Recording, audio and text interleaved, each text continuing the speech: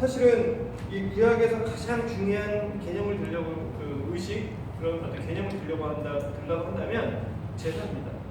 사실 절기보다 더 중요한 게 제사예요. 왜? 절기는 안 지킬 수도 있어요. 그렇지만 제사는 개인적인 거예요. 개인적일 뿐만이 아니라 이 제사를 통해서 하나님과 관계를 맺고 회복하고 기뻐하고 넘어지더라도 일어설 수 있는 거예요. 여러분들이 이 제사에 대한 의미를 정확하게만 깨닫는다면 여러분 신앙생활에서 굉장히 많은 유익이 있을 거라고 생각이 되어집니다. 자, 이제 우리 북쪽으로 이제 카메라 제대로 된 것 같으니까 네, 걱정하죠? 말씀을 스스로 말씀 전파하라, 스스로 연구하고 증거하는 사람들에게 저희 아볼로의 목적입니다. 지난주에 배운 것 성전의 역사 구조에 대해서 간단하게 다시 한번 살펴보도록 하겠습니다. 주로 이제 헤롯 성전에 대해서 이야기를 하게 될 거예요. 자, 이게 헤롯 시대, 그러니까 예수님 당시에 예루살렘의 모형입니다. 그래서 여기에 예루살렘 성벽이 있고요. 그 다음에 예수님께서는 이 안에 들어가서 마가의 다락방이라든지 제사장님들인지 집이든지 이런 것들이 다 이쪽에 있어요. 그리고 성전으로 들어갈 거예요. 성전은 제사만 지내는 곳이 아니라 모든 어떤 행정이라든지 그 다음에 정치라든지 경제라든지 이런 것들의 거의 중심지가 바로 이 성전이었어요. 그리고 이 성전에 올라가서 수많은 사람들이 날마다 여기 모여서 뭔가를 했습니다. 제사도 지내고 여러 가지. 그리고 이 뒤에 안토니오 요새라고 있었어요. 로마가 이스라엘을 점령했을 때 헤로드한테 통치를 맡겼지만 수비군은 마치 우리나라 사람 이야기를 거예요. 왜냐하면 용산에 뭐가 있어요? 미군 기지가 있습니다. 우리나라 핵심부에 외국 기지가 있어요. 미국 기지가 있습니다. 사실은 그것 때문에 북한이 못 쳐들어오기도 하고 또 우리나라의 어떤 방위를 다시 분단해주고 있는 거예요. 반대로 얘기하면 통제도 받고 있는 거죠. 이거는 군사 비밀일지 모르겠는데 제가 엔지니어링 영업을 할 때 무기 만드는 회사들에게 많이 갔었어요. 근데 거기서 하는 얘기가 우리나라가 무기들을 첨단 무기를 만들 기술이 있어요. 근데 못 만들어요. 왠지 알아요? 미사일 하나 만들려고 해도 미국의 허락을 받아야 해요. 미국은 우리나라가 80년대 자기들이 만들었던 거 이상은 못 만들게 해요. 기술이 있는데 안 만드는 거예요. 우리나라가 허락을 받아야 해요. 그런 것처럼 저 안토니오 요새의 수비군을 주둔시켜놓고 그때 지난주에 얘기했죠. 뭘 줬다고요? 대제사장들이 제사 지낼 때 그 옷을 어디다 보관했다? 저 요새에 보관했어요. 그걸로 통제를 한 거예요. 제사 통치를. 자, 그러면 이 헤롯 당시에 예수님께서 이쪽으로도 올라가실 수 있고 이쪽으로도 가실 수 있고 여러 통로를 가셨겠죠. 가셔서 예수님께서 가르치셨고 또 예수님께서 수많은 사람들 요한복음보다 많은 일들이 나오는데 다 저기에서 이루어진 것들이 많습니다. 자, 간단하게 설명을 해보죠. 일단 들어갑니다. 이 왕의 행각에서는 주로 누가 이야기를 하고 보인다고요? 이 왕의 행각은 이스라엘 사람들은 가지 않아요. 왜? 경건한 이스라엘 사람들은 가지 않습니다. 제사장들과 일반적인 정치를 위해서 모여요. 왜죠? 왜냐하면 지난주에 말한 것처럼 헤롯이 이렇게 확장을 하면서 정사각형이 아니라 약간 사다리꼴 모양으로 확장을 한 거예요. 최대한 넓다 보니까. 그리고 확장하지 않고 그냥 놔둔 곳은 이 기드론 골짜기 쪽밖에 없습니다. 그래서 여기를 솔로몬의 행각이라고 해요. 솔로몬의 행각. 이 솔로몬의 행각에서 확장하지 않았기 때문에 부정하지 않은 유일한 장소라고 사람들이 생각을 해서 이 솔로몬의 행각에서 예수님이 가르쳤어요. 그리고 바리새인들이 모여서 얘기를 했습니다. 그러니까 경건한 유대인들을 올라와서 주로 어디서 모였다? 솔로몬의 행각에서 모였습니다. 그래서 요한복음에 보면 예수님께서 솔로몬의 행각에서 가르치셨어요. 그리고 왕의 행각에서는 주로 누구냐? 아까 말씀드린 것처럼 이 로마 헬라화된 그러니까 그리스화된 유대인들 그리고 제사장들이 가르쳤습니다. 그리고 이방인들은 여기 들어올 수 있었어요. 그래서 여기에 이방인의 뜰이라고 하는 이곳까지 와서 뭔가 활동들을 다 할 수 있었습니다. 그리고 대신에 여기 담이 쳐져 있죠. 이 담이 쳐진 것부터는 오리지널 성전이기 때문에 이방인은 들어갈 수 없었어요. 그래서 거기에 뭐가 써 있다고요? 들어가는 사람은 죽는다라는 안내 표지판이 있었습니다.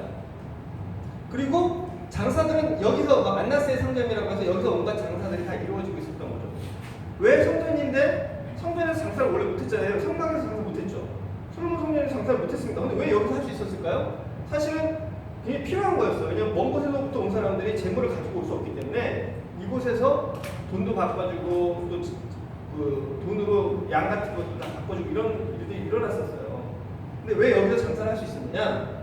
여기는 원래의 성전터가 아니에요. 여기는 확장해서 성전을 만들었지만 원래의 성전터는 아니었기 때문에 잔머리를 쓴 거죠. 이건 장사를 할 수 있겠어요. 그래서 예수님께서 성전 정화 사건이 여기서 일어났을 겁니다. 그리고 이 여기로 이제 성전을 여기로부터 들어가면 이쪽이 동쪽입니다. 항상 문은 동쪽으로 돼 있어요. 이쪽으로 해서 들어가겠죠. 이 안에 들어가게 되면 여인의 뜰, 이스라엘의 뜰, 제사장의 뜰, 뭐 지성소, 성소가 있습니다. 이거에 대해서 더 설명을 좀 드릴게요. 지난주에 대충 넘어가서 여러분들이 이 그림을 보여드리니까 좀 이해를 못하시는 것 같아서 간략한 이 그림이 더 여러분 눈에 보기 쉬울 것 같아요. 두 개 같은 그림이에요. 나중에 그냥 여러분 갖다 쓰시면 돼요.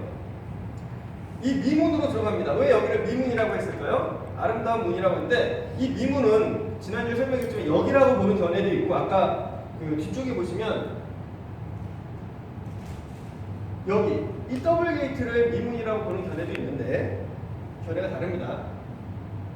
있는데 우리는 보통 여기를 미문이라고 왜 여기를 미문이라고 하냐? 이 미문을 다른 말로는 고린디안 문이라고도 해요.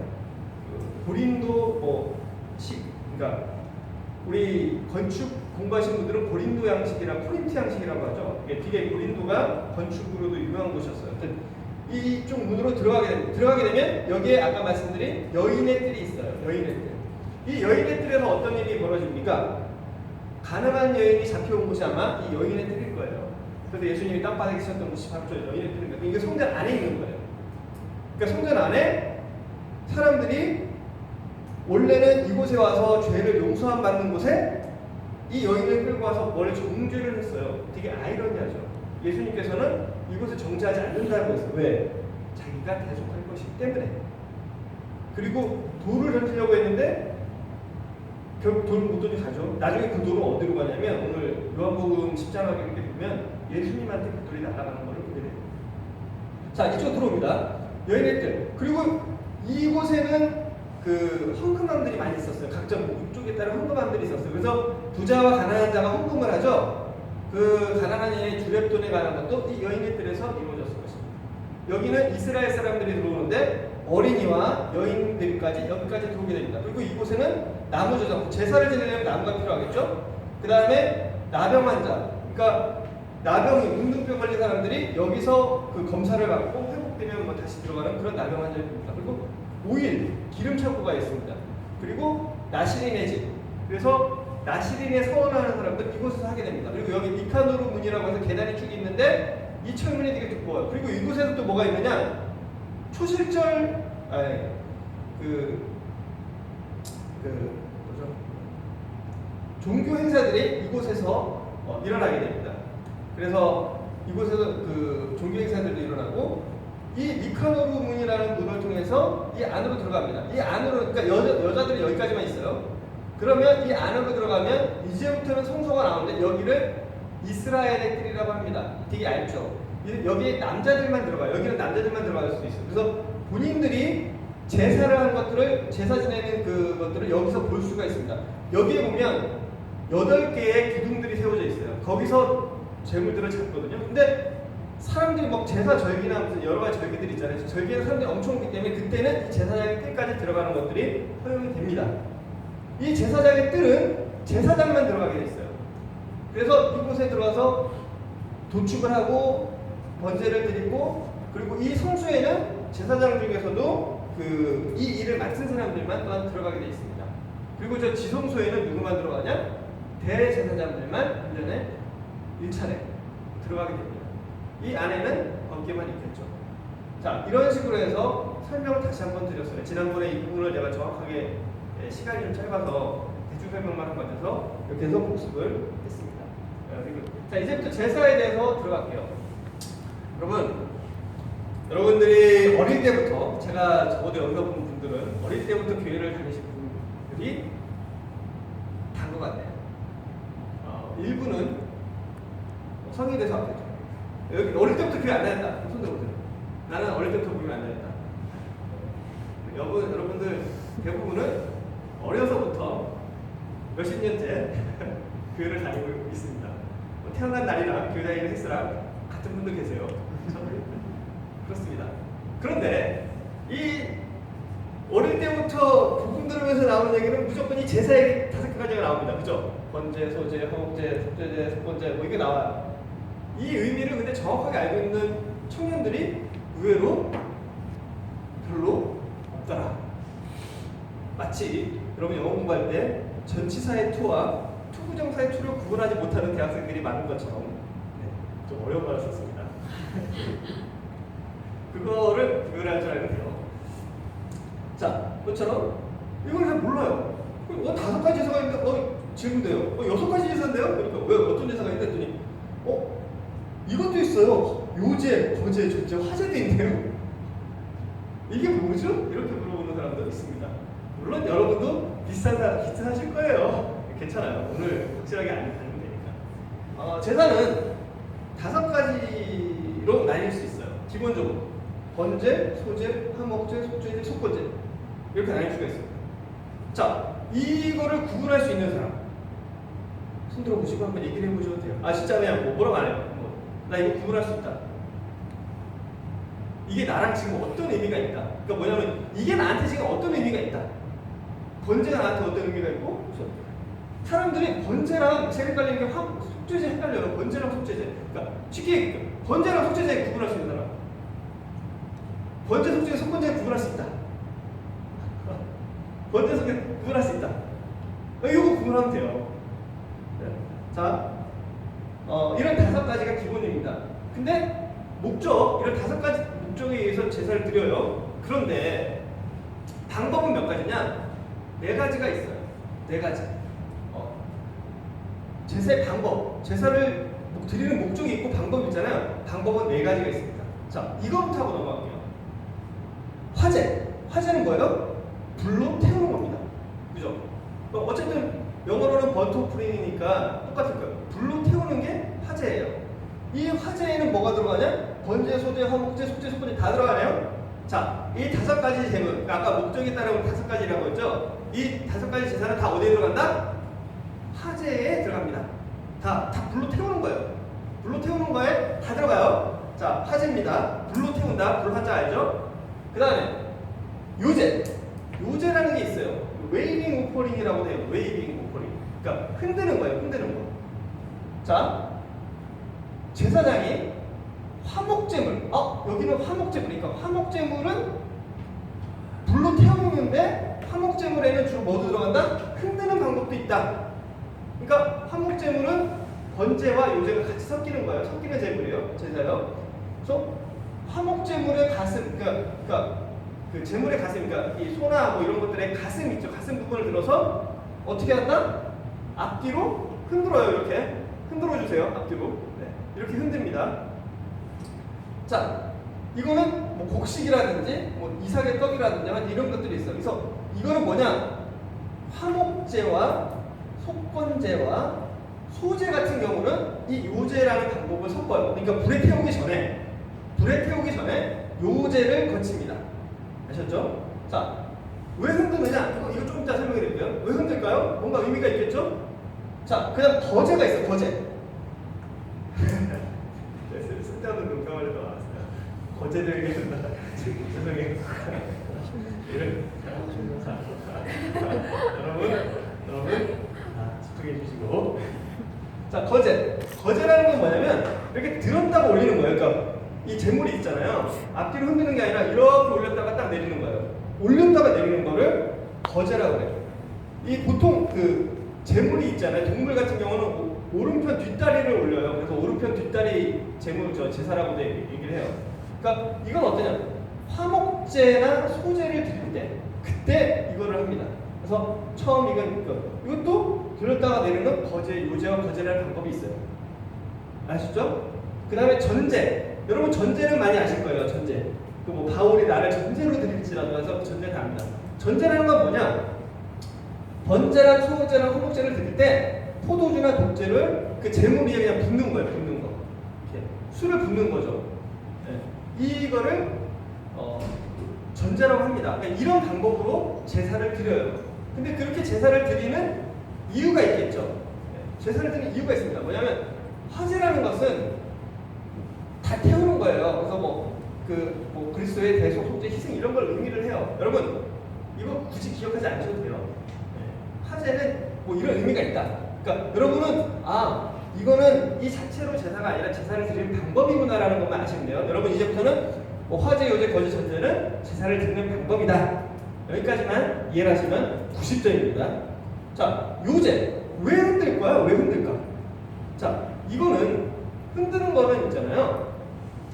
일단은 모든 사람이 보겠죠. 들면 그렇죠. 모든 사람이 들어서 앞뒤로 흔들든 위아래로 흔들든 이건 다 볼 거예요. 이거는 어떤 의미냐면 내가 이걸 하나님께 드렸다라는 거예요. 근데 이 드리고 나서 다시 받아오는 거예요. 왜냐하면 이 재물은 드렸다가 다 불에 태우지 않고 다시 내가 가져요. 아니면 제사장들이 먹어요. 무슨 얘기인지 아세요? 주님께 드리고 다시 내가 가져온다는 의미예요. 번제는 보세요. 다 태우잖아요. 그러면 고기가 있어요. 진짜 먹고 싶어요. 근데 드렸는데 내가 못 먹어. 다 태웠으니까. 물론 타고 남은 거를 먹을 수도 있겠죠, 찌꺼기. 근데 그게 아니에요. 그렇지만 이 요제나 거제는 하나님께 내가 사람들 드렸네? 그리고 다시 갖고 와서 그럼 우리가 먹는 행위를 하는 거예요. 자, 이해되시죠? 이거는 뭐냐면 하나님께서 내 생명을 받았다라는 의미예요. 받았다. 그리고 다시 그걸 내가 너에게 돌려주마. 너에게 다시 생명을 주마. 그러니까 너희가 이제는 회복이 되어서 다시 너의 삶으로 돌아가라는 의미를 가집니다. 그래서 요제나 거제는 비슷한 의미예요. 이해되시죠? 여기까지만 이해해서 더 깊게 들어가면 여러분들이 헷갈릴 수 있으니까 여기까지만 말씀드릴게요. 전제 이거는 제물 위에 붓는 거잖아요. 다 부어지는 거잖아요. 바울이 얘기했을 때 내가 전제로 드려질지라 이건 뭐냐면 내가 하나님께 정말 다 드린다라는 거예요. 내 피와 내 삶과 내 이런 거를 다 하나님의 이 제사에 온전히 다 드렸다는 그런 의미를 갖습니다. 그러니까 그러면 안 남잖아요. 그러니까 내가 다 소진됐다라는 의미도 가져요. 이런 것은 전제를 드리는 건 뭐예요? 진짜 자원하는 마음이 있어야겠죠. 그래서 번제나 소제나 화목제, 이 번제, 소제, 화목제는요 자원하는 것과 관련이 있습니다. 자원하는 거예요. 의무적으로 드리는 거 아니고요. 전제에는 뭐가 없죠? 속건제나 속죄제가 없어요. 무슨 얘기인지 아시겠어요? 거제에도 속죄제나 이게 없죠? 자, 거제나 전제를 보세요. 이거는 속죄제나 속건제가 없어요. 의무적으로 드리니까 아까 5가지 제사를 말씀드렸죠? 5가지 제사는 의무적으로 드려야 되는 겁니다. 의무적으로 드려야 되는데 뭐죠? 이 2가지는 의무적으로 드린 거 아니에요. 그러니까 뭐예요? 진짜 내 기쁨으로 나를 헌신하겠다는 마음들이 들어가 있는 거죠. 네, 제사 방법입니다. 자, 그럼 이제 처음으로 들어가서 진짜 이 5가지 제사에 대해서 이야기를 해볼게요. 여러분들 아까 말씀드린 것처럼 어려서부터 여러분이 교회 15년, 20년, 30년 다니고 복음도 어려서부터 들었어요. 그래서 제사에 대해서 무지 많이 들었어요. 심지어 설교 시간에도 제사에 대해서 많이 얘기를 합니다. 그런데도 불구하고 이 5가지 제사에 대해서 구분을 못해요. 왜? 이제부터 하시면 돼요. 왜 못했을까? 나도 모르겠어요. 이제부터 하시면 됩니다. 자, 이 중에서도 제일 헷갈리는 게 소제랑 화목제는 구분이 될 것 같아요. 근데 번제와 속죄제와 속건제로 구분을 잘 못해요. 자, 이제부터 이거에 대해서 설명을 드리겠습니다. 번제는 하나님께 드리는 거예요. 그렇죠? 불태우는 겁니다. 자, 이 5가지 크게 2가지로 나오면 자원제와 의무제가 있습니다. 자원제, 이건 내가 하고 싶으면 하는 거예요. 안 해도 돼요. 하고 싶으면 하고 안 해도 됩니다. 의무제, 꼭 해야 돼요. 안 하면 어떻게 된다? 죽어요. 자, 안 하면 죽는 건 속죄제와 속건제. 왜? 이거는 죄와 관련이 있으니까. 그런데 성경을 보다 보니까 번제도 매일 드리던데요? 매일 아침 저녁으로 번제를 드리라고 하던데요? 네, 그렇습니다. 그건 뭐냐? 오늘 특별히 우리는 상번제라고 합니다. 상번제. 네, 아침 저녁으로 늘 드림. 이거는 이 상번제는 어디서 드려지나요? 성전에서 아침 저녁으로 드려지는 제사를 상번제라고. 그러니까 이건 성전에서 매일 제사장이 아침 저녁으로 하나님께 제사를 드립니다. 이해되세요? 그거를 우리는 상번제라고 해요. 아셨죠? 근데 개인이 드리는 건 뭐예요? 개인은 의무적으로 드리지 않아요. 개인은 자기가 드리고 싶을 때 드립니다. 이해되셨어요? 성전에서는 하나님 앞에 제사가 끊어지면 안 되니까 아침 저녁으로 제사를 드려요. 그 제사를 의무적으로 매일 드리는 제사를 뭐라고? 상번제라고 합니다. 근데 개인이 드리는 거는 그냥 아무 때나 드리고 싶을 때 드리면 돼요. 그러니까 상번제는 번제는 자원제이지만 성전에 관해서는 의무제가 되는 거예요. 끊이면 안 되니까. 이해되셨죠? 자, 그러면 아까 말씀드린 번제, 소제, 화목제, 속제, 속건제는 기본적으로 불로 태우는 거라고 했어요. 불로 태우는 거라고 했습니다. 자, 그러면 이게 오늘날 나와 어떤 관계가 있는지부터 우리가 설명을 하고 생각을 해보고 들어갈게요. 우리 아들이 물어보더라고요. 우리 주영이가 도대체 무슨 차이냐고. 무슨 차이가 있냐고. 자, 번제는 여러분들 공부를 해보셨을 거예요. 하나님과 교제하고 헌신하고 전부 태운다. 우리 죄에 대한 것도 있다고 찾아보면 여러분 인터넷 검색해보면 번제에 대해서 막 나오는데 결국은 번제는 뭐 속죄제랑도 비슷한 것 같고 속건제랑도 비슷한 것 같아요. 차이 몰라요. 자, 번제와 속죄, 속건제를 이제 설명을 좀 해드릴게요. 번제라는 것은 재물을 다 불태워 드리는 겁니다. 언제 드릴까요? 나는 번제를 언제 드릴까? 번제를 언제 드릴까요? 번제를 드릴 때가 있을 거예요. 네. 그럼 속죄제와 속건제부터 하죠. 속죄제는 언제 드릴까요? 속죄제는 내가 어떨 때? 죄를 지었을 때. 어떤 죄? 하나님께 죄를 지었을 때. 그죠? 다른 사람은 몰라요. 내가 지은 건 다른 사람이 내가 어떤 죄를 지었는지 몰라요. 그럼 내가 죄를 졌어도 다른 사람이나 뭐 다른 사람들한테 피해를 주지 않았어요. 이럴 때는 어떤 죄를 어떻게 해요? 죄를 지었을 때? 이럴 때는 속죄제를 드립니다. 근데 사실은 무의식 중에 지은 죄예요. 내가 모르고 지은 죄. 되게 웃기죠. 여러분들 모르고 짓는 죄가 여러분 짓는 죄 중에 모르고 짓는 죄가 사실 몇 프로나 되죠? 정말 나 모르고 죄를 졌어요. 몇 프로나 돼요? 내가 볼 때 한 99%는 알고 짓고 1% 모르고 짓는 거예요. 원래는 무의식 중에 지은 죄인데 모든 죄를 포함합니다. 원칙은 그래요. 근데 그 죄를 지을 때 속죄제를 드립니다. 불에 다 태우죠. 불에 다 태웁니다. 네. 그래서 뭐 방법은 다 아실 거예요. 안수를 하고 제사장은 뭐 피를 뿌리고 그리고 나서 그 불을 사르고 그리고 그 기름과 콩팥은 다 불에 사르지 않는데 불에 사르지 않는 고기들이 있어요. 그거는 속죄제 같은 경우는 그거 가져서 누가 먹어요? 제사장들이 먹어요.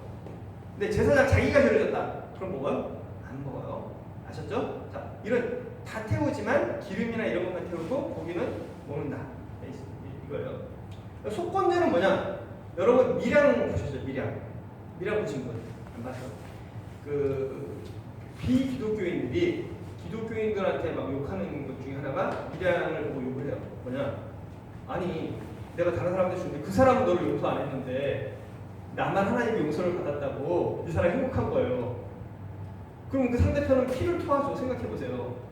내가 저 사람을 뭐 죽였어요. 그 사람은 지금 피를 토하고 있어요. 그 가족들은. 근데 나는 하나님께 기도를 하고 용서를 받은 거예요. 구원받고 용서를 받은 거예요. 나는 이제 기쁜 거예요. 그 죄에서 해방이 됐어요. 그러면 그 죽은 사람 어떻게 해요? 그 가족. 그걸 보고 이 사람 막 기뻐하는 모습을 보고 그 죽은 사람의 가족은 어떻게 했어요? 피를 토하죠. 자, 이게 하나님께서 말씀하신 원리일까요? 이게 진짜 우리가 죄 용서 안 받은 것일까요? 아니라는 거예요. 하나님께서 특별하게 속건제를 두신 이유는 뭐냐면 이 사람이 다른 사람에게 죄를 지었을 때는 어떻게 한다고요? 속죄제물을 제사를 드려요. 제사를 드리고 그 사람에게는 그 사람한테 내가 피해 입은 거에 몇 분의 1? 5분의 1을 더해서 갚으라는 거예요. 갚고 그를 제사를 드리라는. 그러면 이 죄가 용서가 된다는 거예요. 그래서 우리 그 삭개오가 마태인가요? 삭개오인가? 하여튼 그 내가 다른 사람 토색한 거 있으면 몇 분의 1로 더 갚겠다고 하죠. 네. 이런 의미들이 담겨 있어요. 그래서 유대인들은 남한테 죄를 지면 더해서 갚는 거예요. 자, 하나님께도 내가 피해를 입힐 수가 있어요. 하나님께 피해 입힌 게 또 5분의 1을 더해서 갚아야 돼요. 어떤 거냐? 하나님께 이걸 양을 드리겠다고 했어요. 근데 갑자기 이걸 드리고 싶지 않은 거야. 다른 걸로 들으면 어떻게? 5분의 1을 더해요. 여러분 그런 경우 있죠. 헌금을 하려고 딱 10만 원을 준비를 해놨어요. 제가 지난주에 바로 그런 일이 있었는데 그럼 내가 더 내야겠네. 헌금을 딱 준비를 해놨어요. 그거 때문에. 근데 갑자기 결혼식이 있는 거예요. 근데 그 돈을 냈어. 근데 갑자기 그러니까 헌금을 냈죠. 이제부터 지나갔어요. 그럼 어떻게 해야 돼요? 여기 첫 번째 제문에 따르면 그럼 하나님께 죄를 진 거잖아요. 하나님 드릴게요 이미 작심하고 딱 들어갔다가 갑자기 딴 데 쓸 때 이제 써버렸지. 그러면 5분의 1을 더해서 그걸 드리고 하나님 갚는 거예요. 그러니까 진짜 우리가 성도들이라면 다른 사람한테 죄를 지었을 때 그 사람한테 사과할 줄 알아야 돼요. 그리고 나서 재판장한테 간다고 그러죠. 사과할 줄 알고 갚을 줄 알고 그 사람이 용서를 받으면 그때 진짜 용서가 됩니다. 이게 첫 번째 의미입니다. 자, 그럼 번제로 가서 번제는 왜 드릴까요? 번제에는 아까 말한 건 속죄의 의미도 들어있고 헌신의 의미도 들어있고 다 들어있어요. 자, 그러면 한 가지 제가 문제 낼게요. 속죄제랑 속번제가 있어요. 속죄제랑 번제를 동시에 드리기도 해요. 아셨죠? 속죄제랑 번제를 동시에 드려요. 속죄제, 번제, 소제, 화목제를 동시에 드릴 수도 있어요. 한 번에 딱 하나씩만 드리는 게 다 같이 드릴 수도 있어요. 그럼 순서가 어떤 제사를 가장 먼저 드려야 될까요? 어떤 제사를? 응? 뭐라고? 속죄제를 가장 먼저 드립니다. 왜 그럴까요? 죄 문제가 해결이 되지 않고는 하나님께 나아갈 수가 없습니다. 그래서 속죄제를 가장 먼저 드려요. 이해되셨죠? 속죄제를 가장 먼저 드리는데, 자, 이제부터 우리의 밑에서 설명을 해볼게요. 이렇게 하면 이해가 쉬우실 거예요. 여러분 매일 하나님 앞에 어때요? 교제하죠. 큐티도 하고 그 다음에 기도도 하고 말씀도 하고 아침 저녁으로 매일 우리가 교제를 합니다. 그게 뭘까요? 하나님과 늘 우리가 교제하는 거. 그게 번제예요. 자, 이 번제에는 그러니까 어떤 게 포함되겠어요? 우리가 나가야 될 거 거기에 속죄도 포함되겠죠. 감사합니다라는 거. 그리고 우리 헌신도 포함이 되겠죠. 하나님께로부터 음성도 듣겠죠. 그러니까 우리가 하나님과 교제하는 가장 기본적인 행위가 번제예요. 그래서 번제는 아무 때나 드리고 또 드릴 수 있는 거예요. 그런데 그러다가 여러분들이 죄를 범해요. 여러분들이 범죄를 했어요. 그럼 여러분 마음에 어떤 게 딱 생기죠? 갑자기 성경이 싫어져요. 갑자기 성도 만나기 싫어지고 교회 가기가 싫어집니다. 그렇죠. 안 그런가요? 죄 졌는데 오늘 하나님한테 죄 지면 내가 왜 이렇지? 나 같은 게 내가 천민에 해도 되나? 이런 여러 가지 생각들이 막 나를 스치죠. 그럴 때 여러분 교제가 끊어지게 됩니다. 그럼 뭘 해야 돼요? 속죄제를 드리는 거예요. 그래서 우리는 속죄제와 속번제를 드리고 나서 뭘 드릴까요? 번제를 드립니다. 그리고 번제를 드리다 보면 어떤 형상이 발생할까요? 더 드리고 싶잖아. 그럴 때 어떤 걸 드려요? 소제라든지 화목제를 드리게 되는 겁니다. 이해하셨죠? 이렇게 이해하시면 여러분들이 이 5가지 제사를 금방 이해할 수가 있어요. 여러분 그냥 생활에 연결시키세요. 사실은 이 5가지 제사가 우리랑 동떨어진 게 아니라 실제로 우리 삶에서 늘 일어나고 있는 제사입니다. 아셨죠? 자, 그리고 아까 먼저 속죄를 하고, 그리고 또 이웃과 잘못했을 때 이웃과도 화목을 하고, 그리고 나서 우리가 그 관계를 회복할 때 하나님과 날마다 기도를 감사하는데 여러분들이 이제 하다 보니까 이제 돈도 벌게 됐어요. 아니, 누가 돈도 주게 됐어요. 그럴 때 어떻게 해야 돼요? 소제를 드려야죠. 왜? 곡식을 얻었어요. 곡식을 첫 열매를 얻었어요. 되게 감사하잖아요. 그렇죠? 이런 열매를 얻거나 이런 감사한 일이 생기면, 충성 감사한 일이 생기면 어떻게 해요? 그러면 그거에 대한 감사를 드립니다. 그게 소제예요. 그래서 곡식을 드려요. 네, 곡식 이런 것들을 소제로 드립니다. 그리고 이 소제를 드리면서 드렸을 뿐만 아니라 또 이렇게 잘 되다 보면 어떻게 해요? 하나님께 감사하고 싶잖아요. 여러분 그런 경우 있어요? 나 갑자기 하나님께 헌금하고 싶다. 이런 든 적이 없으셨어요? 네. 저는 가끔 있어요. 그렇죠? 그리고 내가 헌신하고 싶으니까 하나님 내가 진짜 주님 앞에서 이렇게 살고 싶습니다. 아니면 어떤 일을 하고 싶습니다. 서원하잖아요. 그럴 때 서원제를 드려요. 바울이 겐그레아에서 머리를 깎고 서원을 하잖아요. 그 머리를 깎는 거 단지 머리 깎기만 하는 게 아니에요. 깎아서 이 머리를 가서 성전에 가서 태웁니다. 머리를 그냥 깎고 그냥 버리는 게 아니에요. 성전에 가서 태워요. 그런 서원제도 드립니다. 그리고 뭐 감사제 뭐 이런 것들을 하나님께 드리게 되는 것들이 이제 이 소제예요. 그래서 이런 것들을 포함하게 됩니다. 자, 화목제입니다. 화목제. 그리고 뭐 거기에는 뭐 거제, 요제, 거제 이런 것들이 거제, 요제, 뭐가 있나? 네, 이거 보시면 되죠. 네, 요제, 전제 이런 것들이 같이 섞이게 됩니다. 감사제에는 거제, 요제, 그 다음에 전제가 섞이게 되면 제가 오타예요. 네, 오타입니다. 거제, 요제, 거제. 아까 거제도 쓸데없는 이거 한 거 아니에요? 네. 하여튼 이런 식으로 갈라지게 됩니다. 자, 오늘 이제 깊이 또 들어가기 전에 여러분 뭐 이거 깊이가 하나 또 깊게 들어가는데, 자, 또 한 가지 이제 말씀을 드릴게요. 여기서 이제 우리가 제일 중요한 건 속죄제가 제일 중요할 거예요. 속죄제. 근데 속죄제는 보시면 사람에 따라서 달라요. 사람에 따라서 드려지는 제물이 다릅니다. 예를 들면 제사장이 범죄했을 때나 온 회중이 범죄했을 때, 또는 족장이 범죄했을 때, 평민이 범죄했을 때, 또는 극빈자가 범죄했을 때 드려지는 제사 제물이 달라집니다. 제사장의 경우는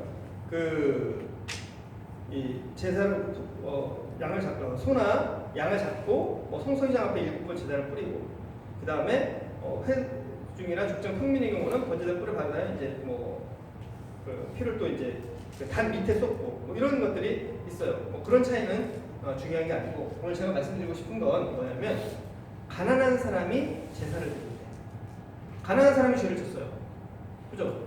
가난한 사람이 죄를 졌어요. 이 사람이 죄를 졌을 때는 뭘 드릴까요? 가난한 사람이 죄를 졌을 때 비둘기를 드립니다. 비둘기를 드려요. 또 뭘 드려요? 그 비둘기 말고 더 가난한 사람이다. 진짜 극빈자다. 이 사람 뭘 드리죠? 가루 10분의 1 에바를 드립니다. 유일하게 피가 없는 제사예요. 아니, 피를 통해서만 구원받는다고 했잖아요. 그죠? 근데 속죄제에 뭐가 있어요? 피가 없는 제사가 있어요. 이건 뭘 의미할까요?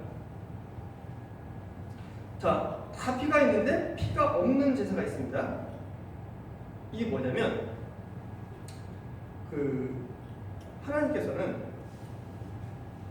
이 비둘기조차도 살 돈이 없는 사람들, 이런 사람들도 죄를 지을 거 아니에요. 이 사람들은 그럼 어떻게 구원받냐? 가루 10분의 1 에바예요. 가루 10분의 1 한 움큼이거든요. 근데 이 한 움큼이 어떠냐면, 곡식 한 움큼이 이렇게 한 움큼이 아니라 이렇게 잡는 거예요. 아셨어요? 이렇게 해서 잡는 게 한 움큼이에요. 이렇게 해서 잡을 수 있는 이 10분의 1 에바라는 거는 1에서 2g이에요. 1에서 2g. 근데 이 1에서 2g도 이스라엘은 어떤 법칙이 있냐면 폐하법이라고 있어요. 여러분 아시는 것처럼 곡식을 수확할 때 어때요? 떨어진 거는 이삭은 줍지 말라고. 그래서 이 이삭 가지고 부자가 된 사람 있죠? 네. 아시죠? 웃기. 이삭 가지고 부자가 됐습니다. 그가 원하는. 자, 이렇게 가난한 사람들은 그거를 이삭을 죽고라도 먹고 살 수 있게 해줬어요. 그러니까 그 이삭을 주셔서 10분의 1, 그렇죠? 10분의 1 해봐. 이것만 가지고도 하나님께서는 그 죄를 용서해 주겠다는 거예요. 피가 없이는 죄를 용서가 없는데, 아주 가난한 사람은 사실은 구약도 구원받는 게 뭐예요? 은혜인 거예요. 그때도 구원받는 길이 모든 사람한테 열려 있었어요. 지금도 은혜고 모든 사람이 열려 있는 것처럼. 이 10분의 1 에바를 하나님께 가져갑니다. 여기서 우리가 배울 수 있는 교훈이 뭐냐? 하나님께서는 재물을 원하시는 게 아니라는 거예요. 하나님께서 진짜 원하시는 건 뭐냐? 죄를 해결하기 원하신다는 거예요. 그리고 하나님은 재물을 얻기 위한 것이 아니라 뭘 얻기 위한 것이다고요? 사람을 얻고 싶은 거예요. 하나님께서는 여러분을 얻고 싶은 거지, 여러분들이 드리는 노력과 헌물과 여러분의 어떤 헌신을 원하시는 게 아니에요. 얻고 싶으신 게 아니에요. 이해됐어요? 하나님은 그냥 여러분을 얻고 싶으신 거예요. 근데 여러분이 하나님 앞에 하나님 여러분을 얻고 싶은데 가로막는 게 있어요. 구원받기 전에는 죄가 가로막겠죠. 그죠? 근데 구원받았어요. 구원받으면 뭐가 죄가 가로막죠? 또 죄가 가로막아요. 구원받기 전에는 구원받으나 하나님 앞에 죄가 가능한 거예요. 하나님께서는 그 죄를 헌신하고 싶은 거예요. 그래서 여러분들이 죄를 지을 때마다 바로바로 어떻게 하라고요? 해결하셔야 돼요. 어떤 죄를 지는 상관없어요. 그건 나 모르겠어요. 그 죄를 꼭 다른 사람한테 말할 필요도 없어요. 어쨌든 하나님 앞에 내려놓으시면 하나님께서 그 10분의 1 에바만 받고도 회복시켜 주신 하나님께서 여러분들의 죄를 회복시키실 것입니다. 그리고 그때 하나 더 얘기를 하면 번제랑 속죄제를 드릴 때 도사라는 것이 있습니다. 아까 올라온 기둥이 8개가 있다고 말씀드렸잖아요. 그림 보면서 그곳에 쭉 있는데 번제랑 속죄를 할 때 도사라는 것이 같아요. 왜 그럴까요? 번제랑 속죄랑 그거랑 같다. 만약 다르다면 어떤 일이 벌어질까요? 딱 갖고 온 거 보면 저 사람이 번제를 딱 알 거 아니야. 거기서 아니 저놈은 죄인, 저분은 죄인, 이분은 번제 드리러 왔구나. 무슨 얘기인지 아시겠어요?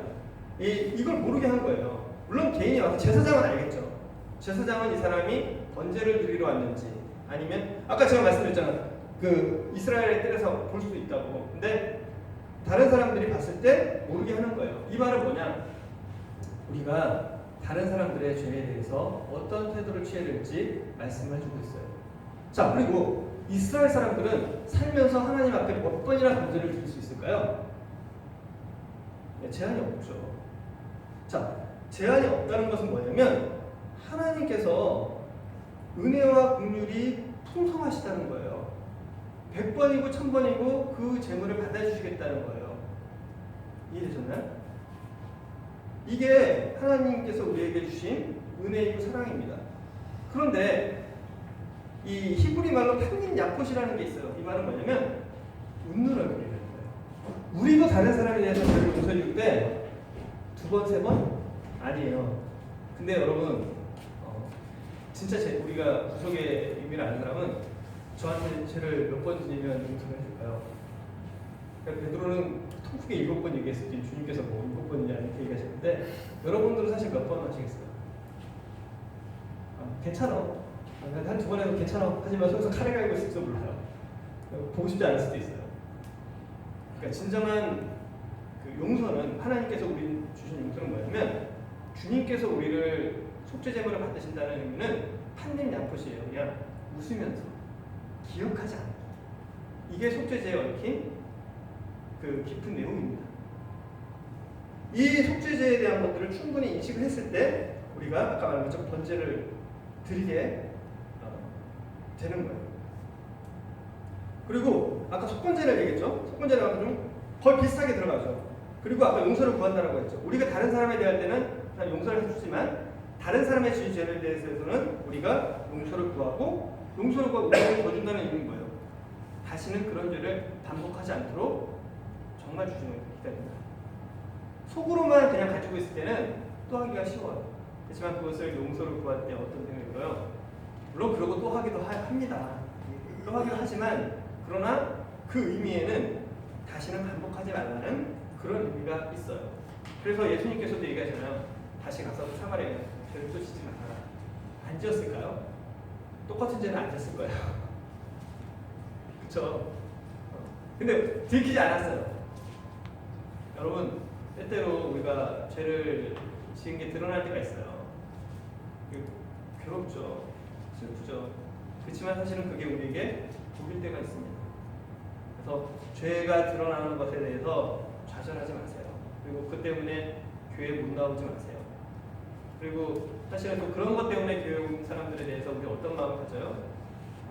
따뜻한 마음을 가져요. 그럼 우리 누구죠? 근데 그 사람 보니까 전혀 뉘우치는 것지도 않아요. 그건 그 사람 일입니다. 그 사람이 사실은 웃고 있는 게 아닐 수도 있어요. 무슨 얘기 이해되세요? 웃고 있어도 웃고 있지 않은 걸 수도 있습니다. 자, 이게 그 의미입니다. 그다음 소재에는 특별히 들어가지 않는 게 있어요. 자, 이제 번제는 약간 설명드렸고 소재는 특별히 들어가지 말아야 될 게 있어요. 뭐가 안 들어가냐면 누룩이나 꿀이 들어가서는 안 됩니다. 누룩이나 꿀이 들어가서는 안 돼요. 왜일까요? 사실은 이 소재라는 건 하나님이 나한테 주신 거에 대해서 감사해서 드리는 거거든요. 근데 거기다가 뭘 집어넣냐? 누룩이나 꿀을 넣어요.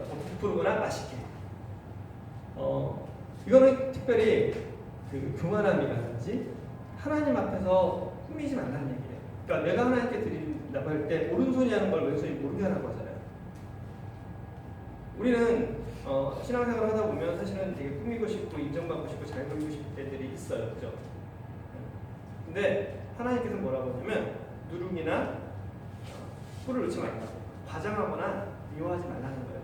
여러분들 자기를 억지로 겸손할 필요도 없지만 그러나 꾸미거나 미워할 필요가 없어요. 그냥 있는 모습 그대로 얘기하시면 돼요. 여러분 교제하다 보면 어떤 사람이 편해요? 그냥 있는 모습 그대로 얘기하시는 게 되게 편하죠. 그런 부분들이 있습니다. 그리고 소금이 반드시 들어가요.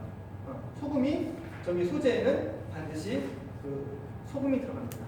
왜 들어갈까요? 이거 하나 정도 숙제를 한번 내드릴까요? 여러분, 숙제를 한번 내드려 볼게요. 왜 들어갈까? 자, 우리는 다 얘기를 해도 재미가 없을 수도 있죠. 자, 이렇게 해서 번제와 소제와 화목제와 속죄제와 속건제가 있습니다. 여기 지난주에 제가 한번 말씀드렸는데요. 번제로 드릴 때 다 태우잖아요. 다 태우는데 지난주에 한번 다시 한번 다 태우는데 다 태우지 않는 게 딱 하나가 있다고 했죠. 번제의 제물은 다 태워야 돼요.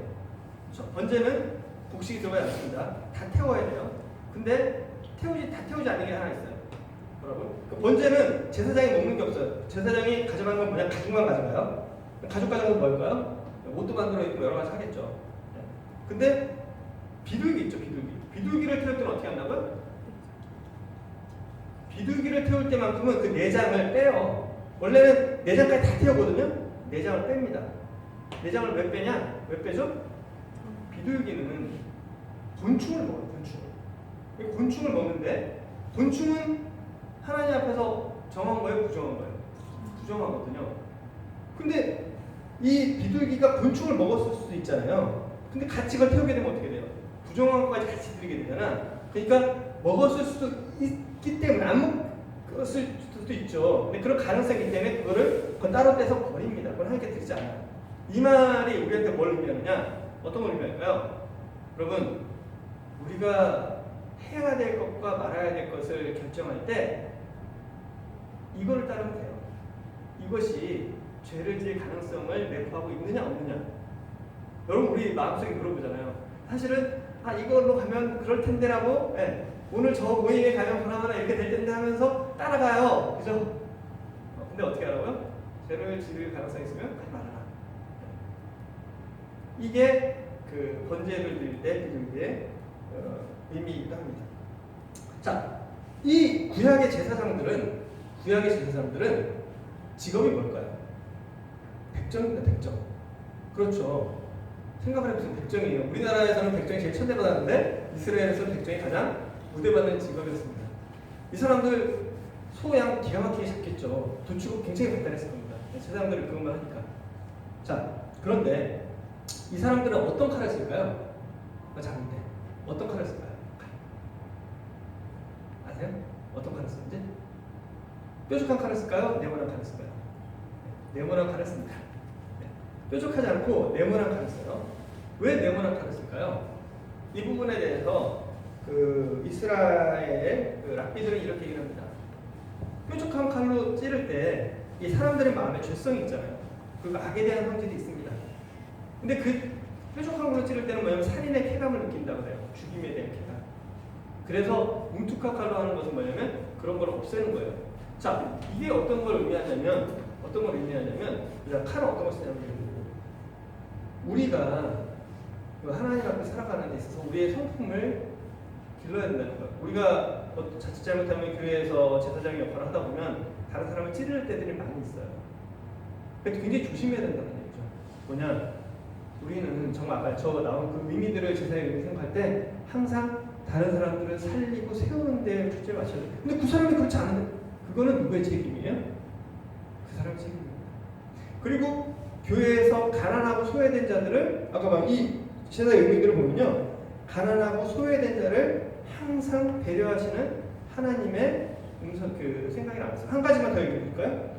번제의 비둘기를 드릴 때랑 속죄제의 비둘기를 드릴 때랑 죽이는 방법이 달라요. 어떻게 다르죠? 번제는 그냥 목을 떼버립니다.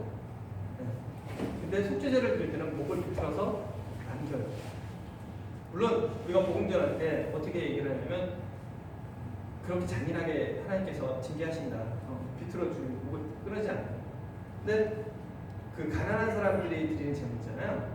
번제는 가난한 사람들, 속죄제는 비둘기를 드리는 가난한 사람들이 드리는 건데 그 의미는 뭐냐면 이 사람이 목이 떨어져 나가는 이게 유대인들의 그냥 해석이에요. 목이 떨어져 나가서 했을 때 이 사람이 자존심이 상하지 않도록 내가 가난해서 이 비둘기 목까지 다 뜯어가지고 다른 제물 그렇게 하지 않는데 그래서 그거를 죽이긴 하지만 남겨두고 그러니까 이 성경에 이 제사들을 보면 하나님의 마음들이 거기에 나타나 있습니다.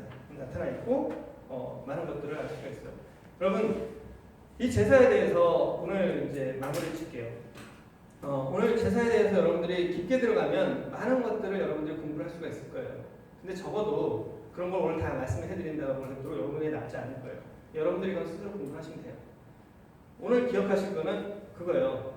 번제, 소제, 속죄제, 그 다음에 속번제, 화목제 이거 이 5가지만 기억하시면 되는데 그걸 어떻게 구분하느냐? 번제는 내가 매일 아침 저녁으로 하나님께 드리는 예배에 하는 것 같다. 그러니까 거기에는 속죄제도 들어있고 헌신도 들어있고 여러 가지 들어있구나. 근데 내가 죄를 지으면 하나님께 먼저 못 나가니까 속죄제를 드려야 되는구나. 근데 내가 다른 사람 앞에 죄를 졌어요. 다른 사람 앞에 죄를 졌을 때는 속건제를 드려야 되는구나. 가서 용서도 드리고 그리고 내가 얻은 게 있어요. 소득을 얻거나 내가 얻은